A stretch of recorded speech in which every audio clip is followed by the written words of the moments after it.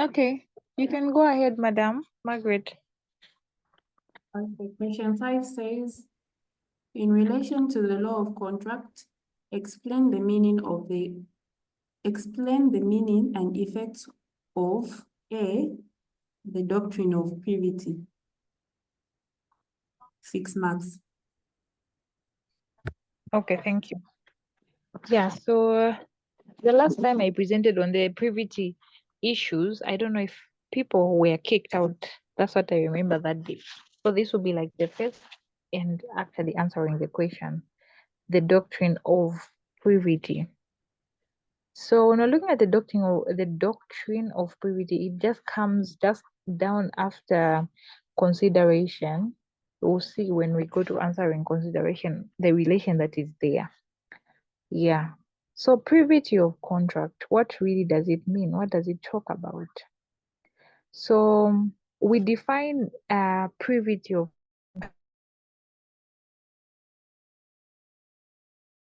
yeah. So Sorry, privity I of a think we contract. lost you for just a second. Okay, but I want to know, thank you, Kathy, for that. I want to know if you're able to get me and where there is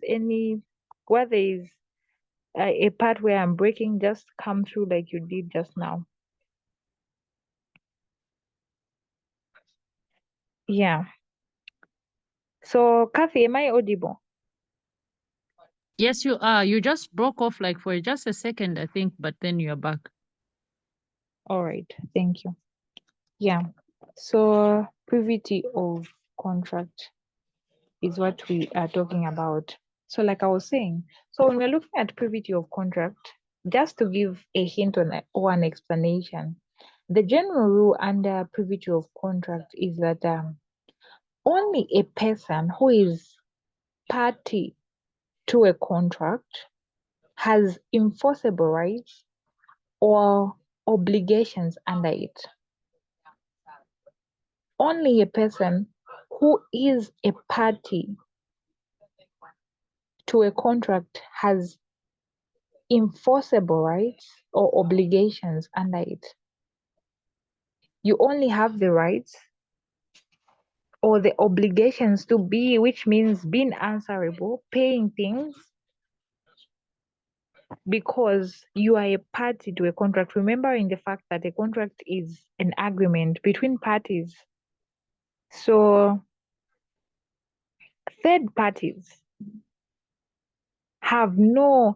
they have no action, they have no chance whatsoever.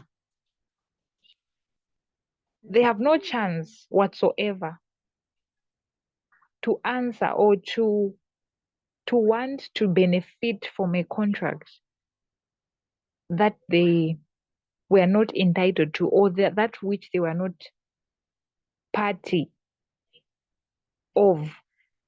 They were not involved in that contract. Yeah. It could be a contract between a husband and a certain person. So the wife being a third party who is very aware of what is happening in that contract. But because she was not part and parcel of that contract, she has no rights or obligations. In as much as she was going to benefit from that contract, probably she was going to, she has no right, even if, for example, the person dies, maybe the husband dies or the father dies, and then the contract has not really been fulfilled. There are some debts that are still owing and other things that are still there. And you're just a third party. Maybe you're just aware of, you just have an idea that there was a contract going on between my father and this man over there. You have no right to sue, for example. You have no right to sue that uncle of yours or that man who owns your father, who had a contract with your father, because your father is not present in that particular moment. So it only gives rights and obligations. So this fact stands because it is a law. It stands that no party that is not involved in a contract has rights or obligations under it. No third party, no fourth party has. only the one that has been involved in a contract is the one that is answerable and that is obliged to do anything in that contract. Am I clear? Yes. Kathy? I was just wondering if you can give us an example, maybe. I know you've talked of the marriage.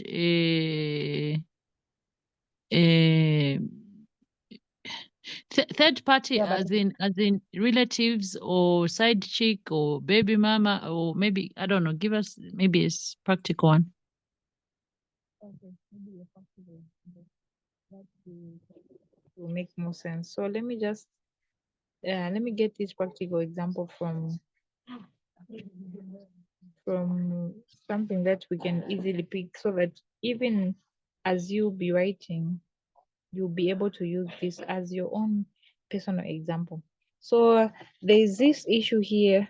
I just hope my screen is very clear to you guys so that you're able to see what I'm talking about. Yeah. So just looking at the notes here, just in addition to my explanation. So here they're even defining it. So they are saying that only a person who is party to a contract has enforceable rights or obligation under it, which is what I said. So I want us to look at the example that you are going to use for you to get the 6 marks that is there. After you talk about the idea of me being somebody that promises, and then I'm supposed to be the one that has the rights to enforce and all those things. So we can look at the case of Twendo versus Atkinson, 1861. I'm zooming so that we should be able to see. I hope you're able to see. So the facts of the case say, they said that the claimant, the person that was claiming, because we always have two, one claiming, one being the defendant. So the claimant who went to claim married the daughter of G. Yeah. So the claimant married the daughter of G. On the occasion of the marriage, the claimant's father, you've seen how it's going, the claimant's father and G exchanged promises that they would each pay a sum of money to the claimant. So the claimant married the daughter of G. Yeah, I hope you're getting that one. So on the occasion of the marriage, the claimant's father, that's the father to the claimant, and G is the father also to the daughter.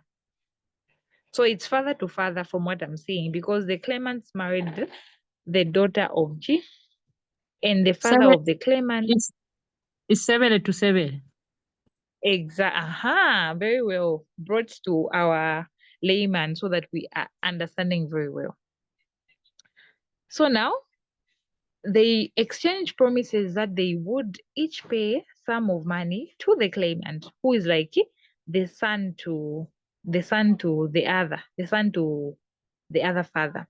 So now what happens is that G died without making the promised payment. So G has died. The two promised each other. Then G has died. And now the son to G sued G's executor for the specified amount. The claimant has said, no, you 70 to 70, you agreed to pay me some sort of money. Now my father has died, still pay me the money. Now so he feels like that man is obliged to paying him over the agreement on top of his head. That he was the one who was supposed to pay it, but he was not a part of that agreement. Yeah. So now what decision did the court make? The claimant had provided no consideration for G's promise. So in Twinde's case, each father could have sued. I want you to get that clear. Each father, Sewele to Sewele, would have sued the other, but the claimant could not sue. The rule that consideration, remember from what I explained what consideration is, even in this case, that benefit that you exchange, that which you are, that what is enticing you to enter into that contract, that consideration, they're saying that it must move from the promisee overlaps with a rule that only a party to contract can enforce it. So no one may be entitled or bound by the terms of a contract to which they are not what? An original party. That is how this case, I think it simplifies everything and it makes it very clear. And then they come also to define it, to just make it more clear, to say only a person who is a party to a contract has enforceable rights or obligation under it.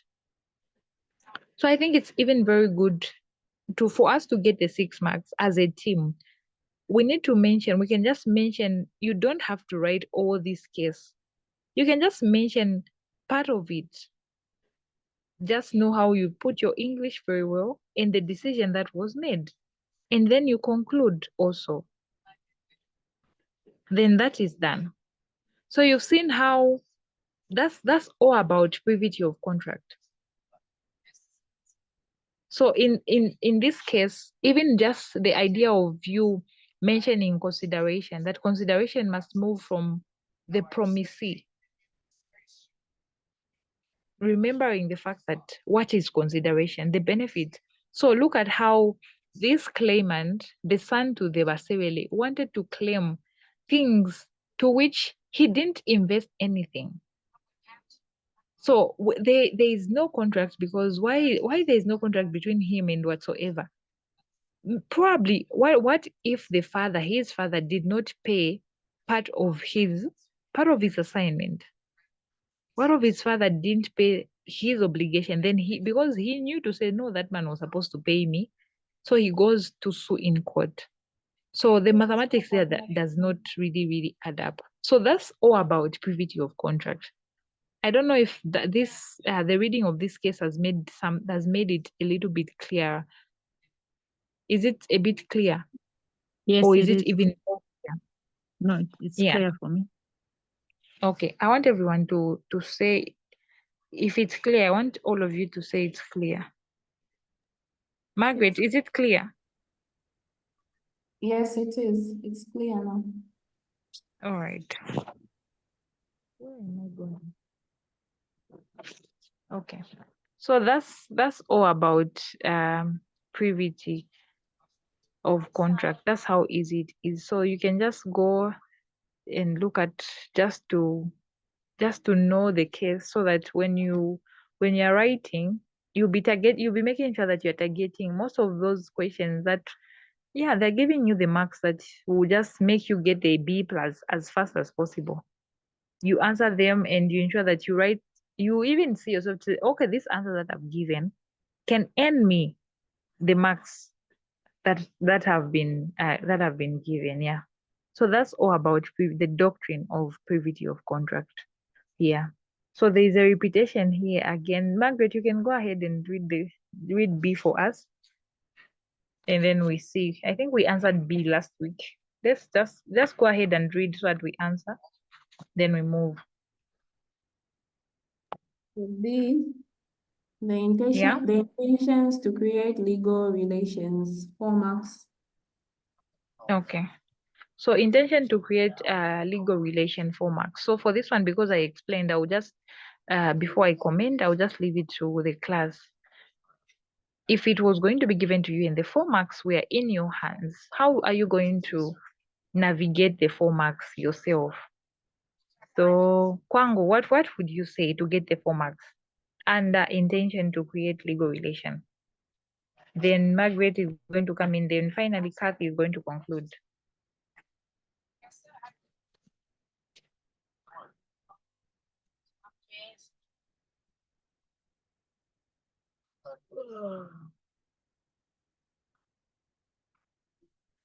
Hello, is Kwangu still in the meeting?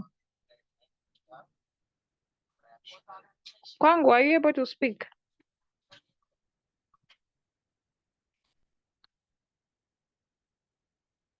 No response. Margaret is the one that read. Okay, so I'll go to Kathy. Kathy, do you still remember what we said under intention to create legal relation? Or maybe I'm not audible. Am I audible? No, we can hear you. I think Okay, thank you. with intention, it means the parties involved have agreed to enter into that contract.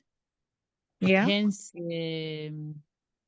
they're responsible, or they've accepted whatever is within that agreement. Hence the word intention. Yeah. So I think it's binding. Yeah, I think that's where I'm playing around with the words. Okay. Margaret, any addition? What would you say to end the 4 marks? To add on what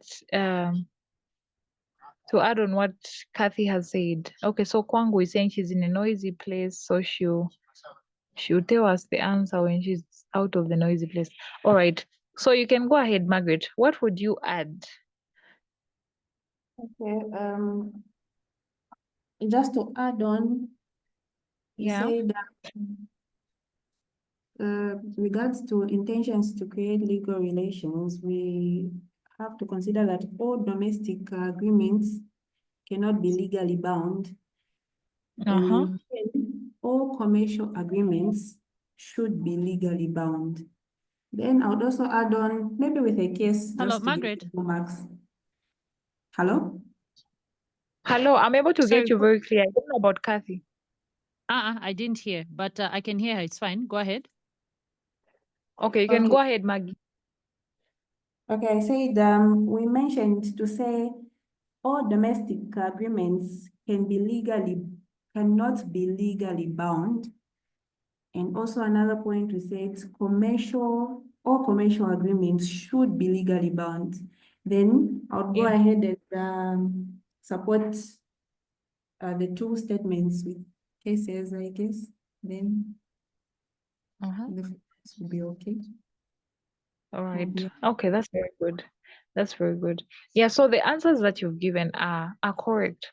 So you are going to acknowledge the fact that parties to the contract, just from the word intention to create, they must be intentional. So parties to the contract must be intended to be legally bound, which is a fact.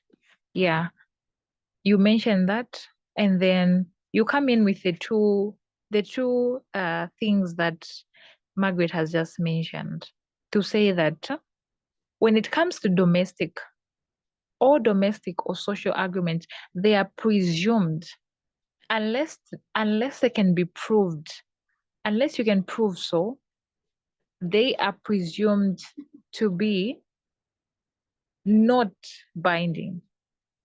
We as a court presume that they cannot be bound, they cannot be legally bound, because we cannot come into the family. We cannot start destroying what you guys already have, the relation that you have by blood or relation of friendship, because you made an agreement that you've failed to fulfill to each other. So we assume that when it comes to domestic and social agreements, it just involves emotions mostly, and how much you trust a person. You would agree with me that sometimes in a family of 4, you might trust one and not trust the other two. You might give money or lend money to your sister, but not, or even your brother, because of how much you trust them, their character, and how they are built up. You can give them your money and lend them, and to the larger extent, they would give you back, and sometimes they wouldn't, even if you trust them. So we assume that all domestic and social agreements are presumed not to be legally bound. That's one thing that they're looking for. You acknowledging that there is intention to create a legal relation. And finally, you also telling the marker that all commercial agreements are presumed there, and then by virtue of them being commercial, they are presumed to be legally bound by default.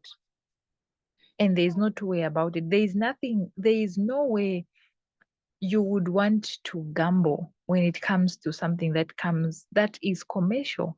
You don't wanna invest a lot of money to just come and play around with it such that it should be deemed as domestic. So anything, unless proved so as well, is what you add, unless proved that this was just a joke, everything that has to do with commercial, which is large scale, anything that can be commercial is presumed to be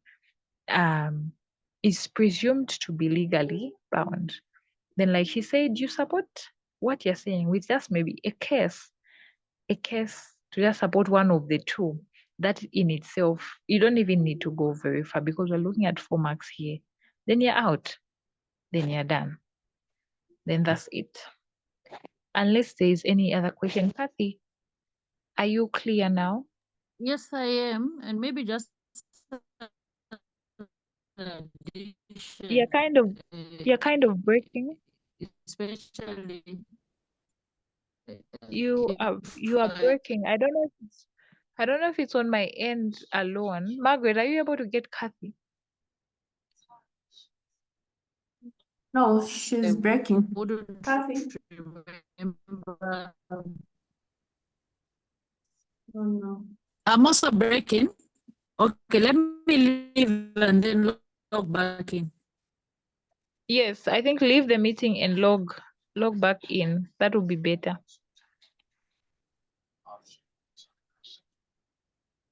So let's just give her a minute to log back in so that she would finish and then we go to the other question. All right, so she's joined again. I hope she's just going to be audible this time. Kwangu, I hope you're clear. Wherever place that you're at. I know it's No, I'm okay now. Sorry. You're okay now? Yes. Oh, that's good. It's good you're fine. So we're just waiting for Kathy, and you'll be the next one to read. I hope you're clear. And yeah, you got what Maggie, the answer that Maggie gave. What she said is how you're supposed to answer the question. Did you hear Maggie? Did you hear Margaret when she was giving the answer for B? For past consideration, yes, I got 1 or 2 things, but yeah, I'll still go through. Okay. Yeah. So you'll be reading. Did I say you're going to be the one to read? Oh no, you will read question 7. So it's Kathy who's coming to read question 6 for us. I guess she's got some network problems. Kathy, are you back? Are you back and are you able to get everyone in the group?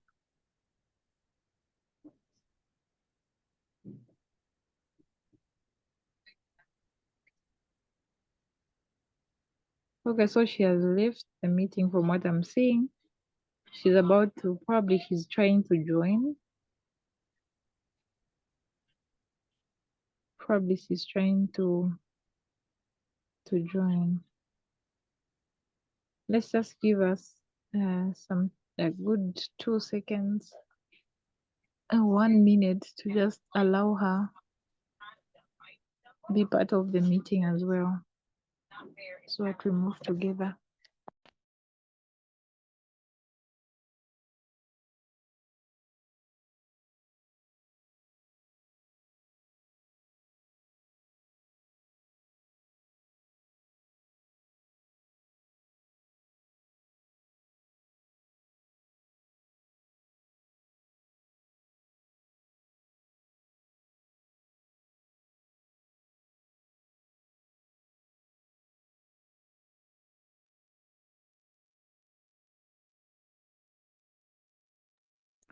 Kathy, are you able to get me now? Yeah, I had to restart the phone. I'm back. Wow, that was quick. Okay, so you were on the floor before you were kicked out. You can go ahead now.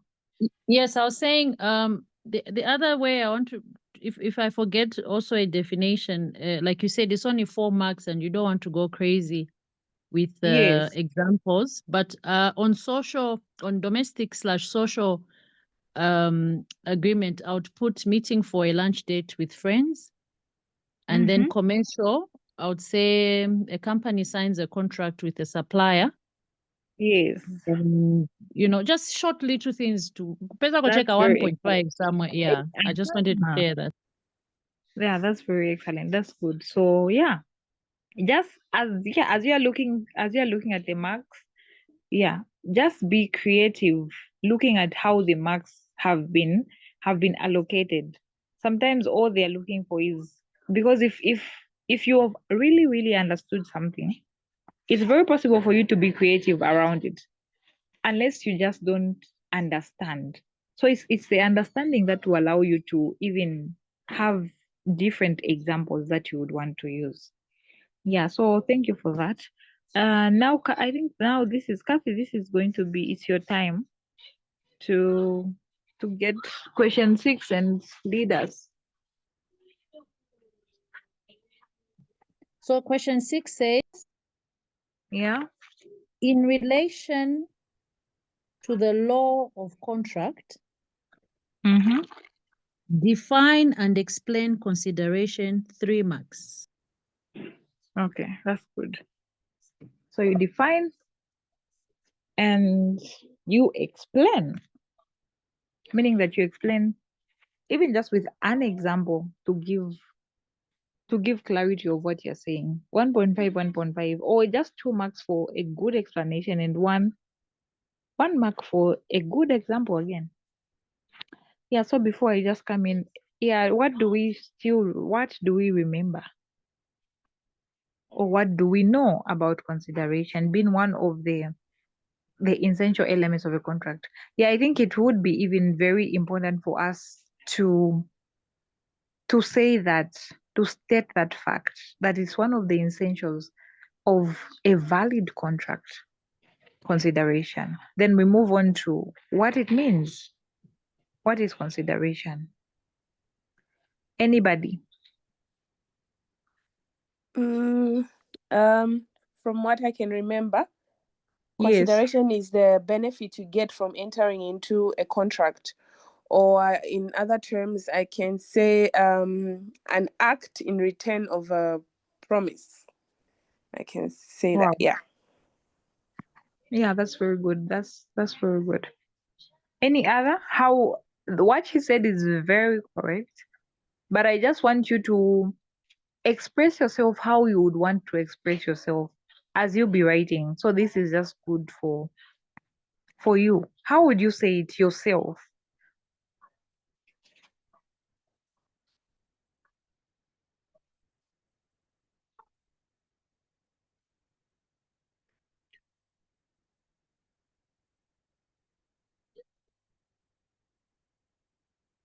Can I try? Yes, I want those tries will help you. Just go ahead.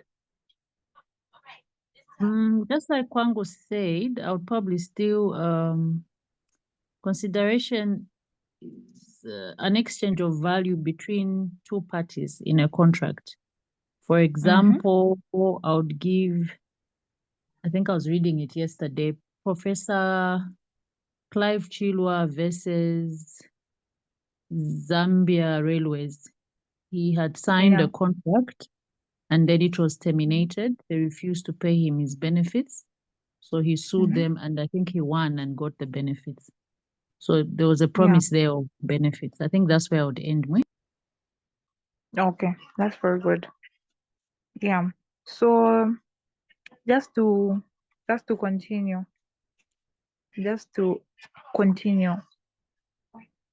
So consideration. Yeah, I want you, each and every time you think about this term, just immerse it in yourself, consideration, and in relation to a contract. Yeah, just like you're saying it should be something of value. It should be something that is inducing you to enter.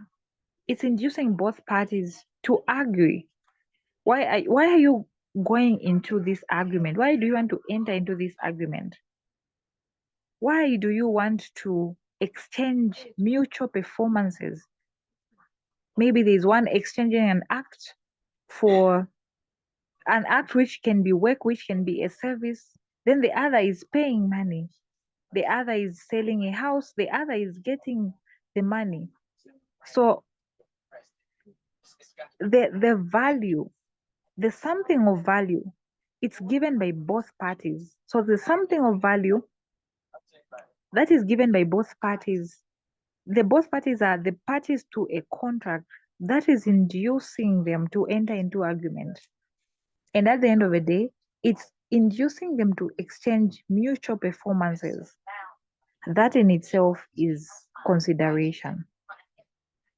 Yeah. Apart from that, we can also say consideration is the benefit that when you think about a contract, knowing the fact that it must involve two people, two parties or three parties. So consideration is the benefit that each party gets. You get there and then. If it's a direct thing where you go to ShopRite, you buy. There's also other contracts where you expect and not get there and then. So consideration is the benefit that each party gets or expects to get from a contractual deal. Yeah.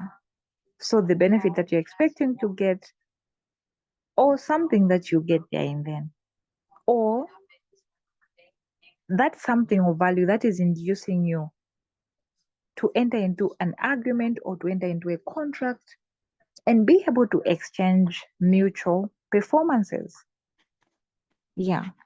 So how best you are going to put the words, that is up to you, but that is what consideration is all about. Then just like Kathy said, you give an example of what consideration would be like. Selling of a car, this one money, this one what?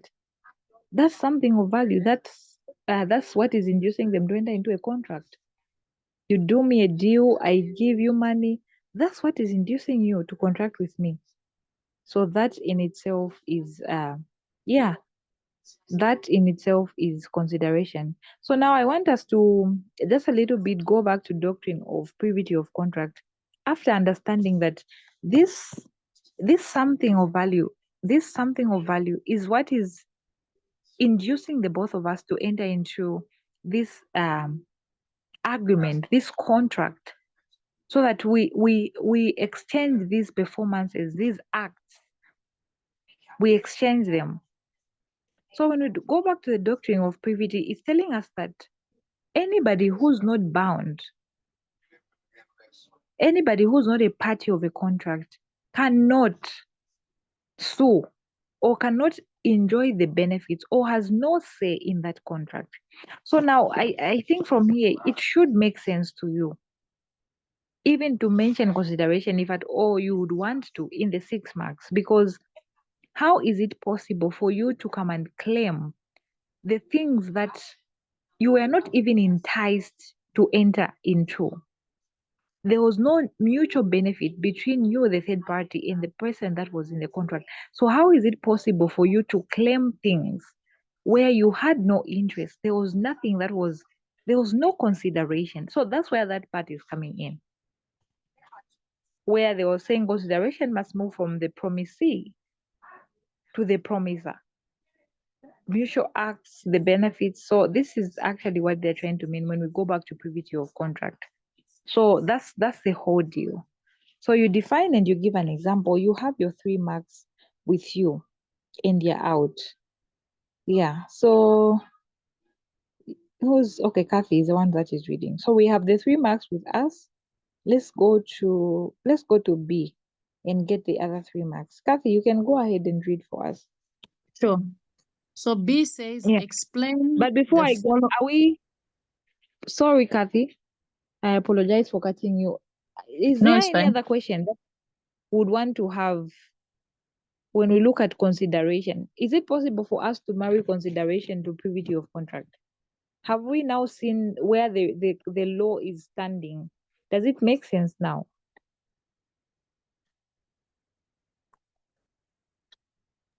Yes. It does. Okay, thank you. Okay, Kathy, you can go ahead now. Okay, so B says, explain the following statements regarding consideration. 1, consideration must be sufficient, but does not have to be adequate. Consideration Okay, must good. be sufficient, but does not Mm-hmm. have to be adequate. 3 marks. Okay, that's very good. Yeah. So I don't know if I also explained that. I think when it came to this part, consideration, if I didn't remain with, I don't know who I remained with, but people had disappeared also that day. Unless you know, before I start explaining, do we have anyone that knows how we're supposed to answer, how we're supposed to get these 3 marks?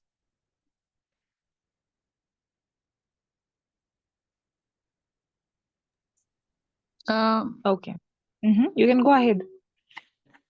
Just now when you were explaining about, what's this one we're talking about? Consideration.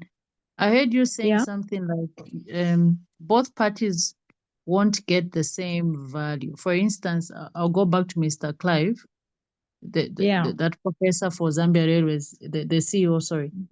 He signed an employment contract with Zambia Railways. He Yeah. put in his work or maybe his expertise. Mm-hmm. And let's say, or maybe just practical. I work for Zanaco example, and I put in my 40 hours or 42 hours, then maybe they fire me. As employees, as humans, will go and say, but and the company says, look, I'm only giving you 20 kwacha. So I think that's what I'm understanding to say. The value, I mean, it's something of value is sufficient, but it doesn't Yeah. have to be equal. You see, Zankala balance. Someone That will is get a wrong excellent. deal somewhere. Yeah. That is very excellent, and that is the answer. Yeah, and I think just to in our day-to-day life, you would agree with me that even just these jobs that we get, it's not something that is 50-50. That is very true. You give in, like just like the example that she's given, which can be example that you can use. Even just most of the things that we do, you find out that you are going to be this expertise, but you'll be relevant to our company. You're going to, if you had a part where you're doing economics, if at all you're doing economics, we have that part where we look at for us to make profit, where we are breaking even. So we're going to break even, or we are going to employ another worker. If that worker is able to make more than what they will get out of the company, I think if there was going to be a human resource here, you would bear with me that what I'm saying and what the law says and what happens when we are looking at consideration being sufficient but not being adequate is very, very true. So you'll be employed looking at, you are giving in more, but maybe you might be getting less. Sometimes maybe you might even be doing less, but you're getting more. Yeah. So adequacy in itself means of equal value, while sufficiency is just, it might not be of equal value, but for as long as it is something that is satisfying you, then that's okay. Yeah. So sufficiency means that what is promised as consideration must be. So in this case, one would want to find out to say, well, what if it's not, maybe I entered into this contract, but then it's not even that much fair. So the court here says that it's not their duty to tell you what you think fair is. Fair is dependent on yourself. So what you self put value to is what you self has accepted is what is fair to you. So when it comes to contracting, it must not be equal, but for as long as it's sufficient, it's satisfying you and the other party. So where your bargaining is not good, that's the English that they use. Where your bargaining is below par, it's not the court's It's not in the court's hands for them to come and tell you to say, no, Madam, Miss Margaret, your bargaining here is not good. Please try to increase. You're an expert. You can't charge this. No, it's not their fault. They can't do anything about it unless you realize it yourself and you don't accept what has been given to you. This is why it can never be a contract unless we even accept that the consideration that they're giving you makes sense. So just like Kathy said, it must not be of equal value, but it must be sufficient to the both of us. Yeah. So that's all what they want, and maybe giving a very good example. Are we fine? Why are we the three of us? Who has left? Oh, Kathy has left, the one who gave the answer. But am I audible? Yes. Kwangu, have Yes, you gotten the concept? Have you understood? I have. Yes, very clear. Okay, thank you. Margaret, are we fine now? Yes, Okay, yes. that's very good. Yeah, so unfortunately, Kathy, at least she gave the answer. So even if I was explaining, she knows what she was talking about herself. Yeah, so Kathy has joined again. Kathy, are you able to get me? Yeah, I'm sorry. You can continue. It looks like my network is crazy. So if I miss Oh, out, it's someone cutting just take off. it up. Yeah. Yeah. All right. Okay, thank you. But anyway, what you said was the answer. So for now, you pick it up yourself from where you ended to finish reading the question. Okay. Then Mhm. part 2. Yeah. Past consideration is not good consideration. Past Yeah. consideration is not good It's not good. consideration format. That's very good reading and very, very clear. What would we say, Margaret? Past consideration is not good consideration. From what you know, from what you have heard, this benefit. Now let's assume this benefit in the past. They're saying it's not good. Really, really, what are they trying to say? It's not good consideration. Anyone? Mm. From what I can remember, past consideration, it's I remember the scenario you gave. I want to see how I can put it. Yeah. It is like defined as something which has already been done at the time the promise is made. And I remember you gave an example whereby I Kwangu go to Kathy's house. I see there's maybe grass. I slash, and then Yeah. afterwards, after I'm done, I go to Kathy and say, I slashed your grass. So can can you give me this much? After I've Yeah. done, yes. So so the question, I think it's like a question. This is, I don't know if past consideration is not good consideration. So I would say yes, it's not good consideration. I don't know how I can That's put it in very 4 marks, but yes, it's yeah. not good consideration. Yeah. That is the answer, and that is just what you need to understand. The example I gave, anyway, she said exactly the things that I said. So past consideration is not good consideration. Of course, it's not good consideration. Maybe the sweeping of the yard is something that can be taken lightly, but how do you give somebody what they have not asked you of, and then you expect them to pay you after you've already given out? It just doesn't add up. So past consideration. So when a promise was made after the act was done, and I don't even think the word promise qualifies even to be used, because what promise are you even making when the act has already been done? Now let's look at a situation where the person that you're going to rejects what you're bringing on the table, just like he said. Okay, maybe from just what Kwangu has said, maybe my example we cannot use it. What other example would we use that would help us to really marry past consideration and get the marks that have been presented to us? Is not good consideration. because there is no guarantee made in respect of something that has been done already. Could it be those brothers of ours that cry foul on Facebook that I sent transport money and someone didn't show up? I think I would go. I think that or the sister, or the sisters that cry that I was used, yet they enjoyed. Yeah? and I wanted to use that, but I just held myself to say I won't use it because there are other, because even just those people, those ladies that stand in roads, it's not possible for them to go. Maybe a man approaches them, they are working, they are also finding money out there, they are outside there, they are going to find money, and then how is it possible for them to accept a man without talking about the price?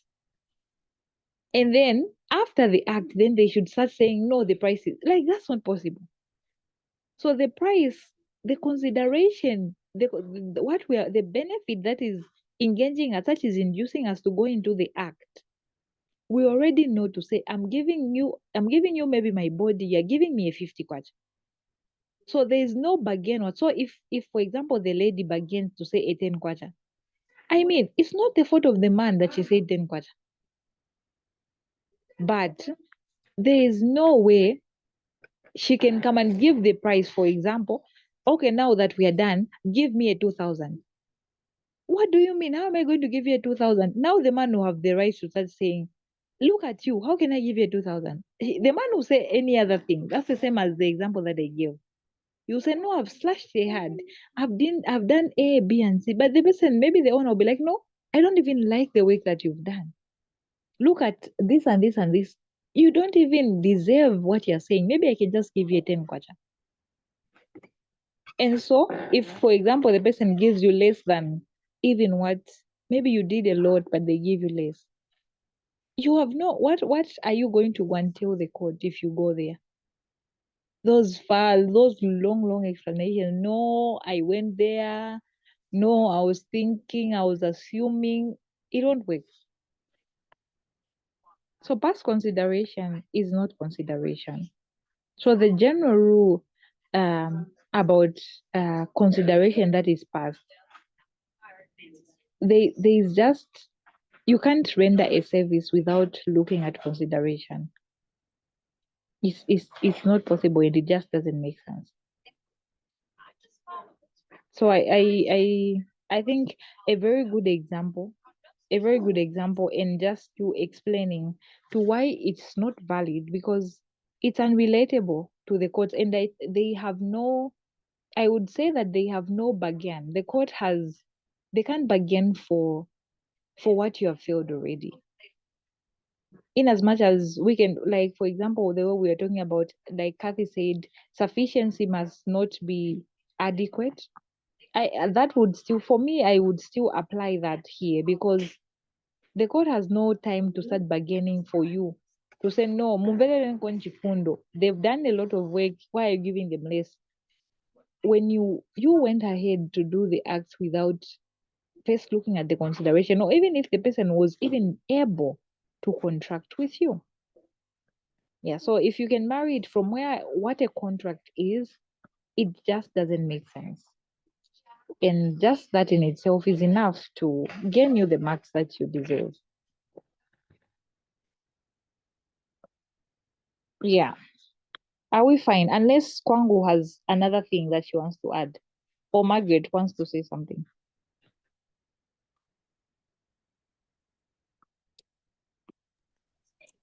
It's clear. Okay, very clear. So Margaret, is it clear? Yes, it is. All right, thank you. So it means that, excuse me, it means that we are done with question 6, and question 7, we only have ...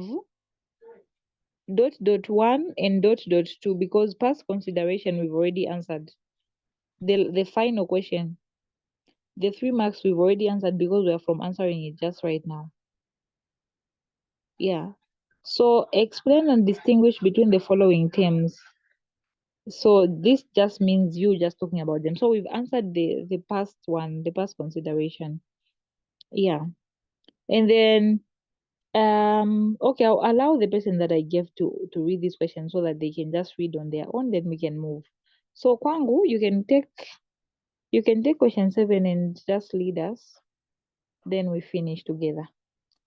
Okay, question 7 reads, forms of consideration. A, define consideration as it is understood in English contract law. B, explain and distinguish between the following terms: executory consideration and executed consideration. 3, past consideration. All right, thank you so very much. Yeah. So from what we've just talked about, do you think it's necessary for us to define consideration? 3 marks?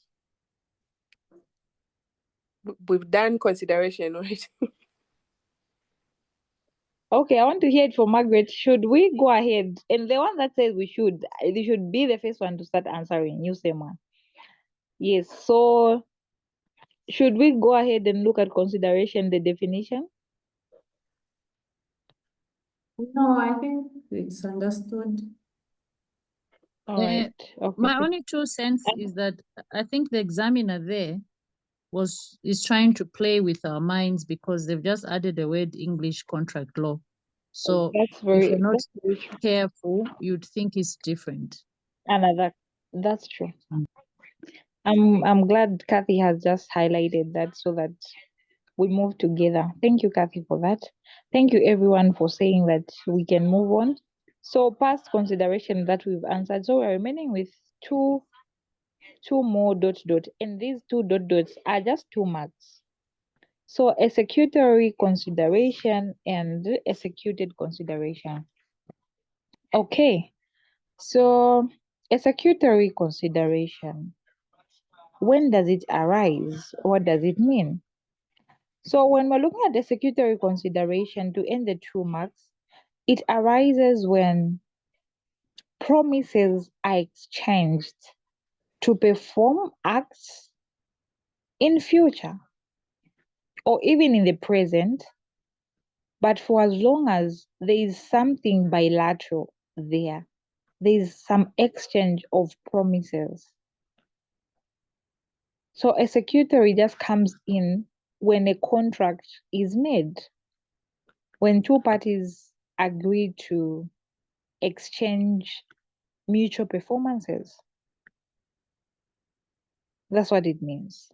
That's when executory consideration comes into play. So they understand and the examiner knows that you've already defined consideration. So it comes into play and you understand that it's a benefit. So this one comes into play when the benefit is coming from both ends. 2 marks, you have it. If you want to gain the 2 marks more, you can just give an example of 2 people. One selling a car, one getting the money from the sale of the car.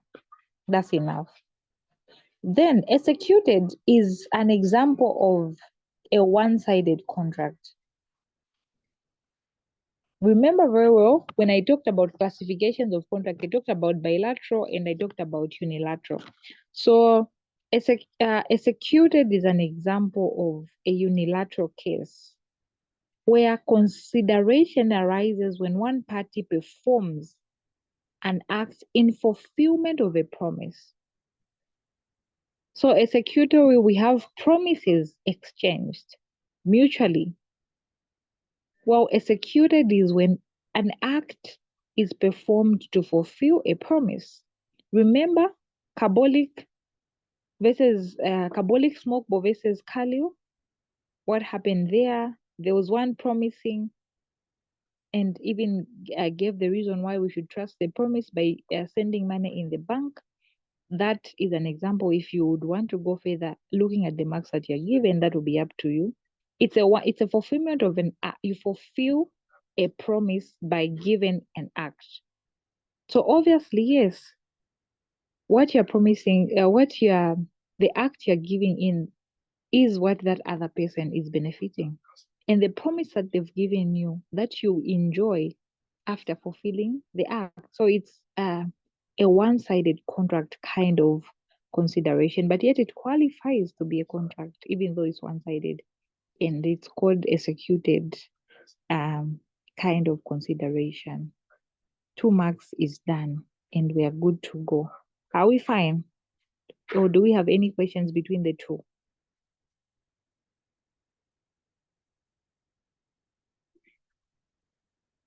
Kathy, I want to hear if you have any questions. No, it's clear for me. Thank you. All right. Margaret, are you okay? Yes, clear.